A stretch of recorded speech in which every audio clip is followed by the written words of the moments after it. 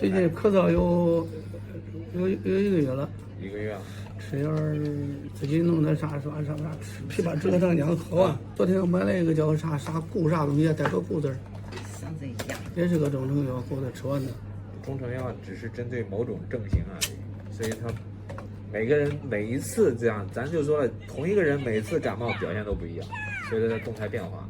这种情况下，咱需要用专方来弄。一般情况下，就咱凭经验去用药的时候，大概给1到2天的时间。一般像这个药如果对症的话，1到2天肯定会减轻，或者是很有效了。就像刚才说的，您吃个什么成药，想凭经验去自己去选择去买的时候，1到2天症状不改善，那就得换药或者是找大夫了。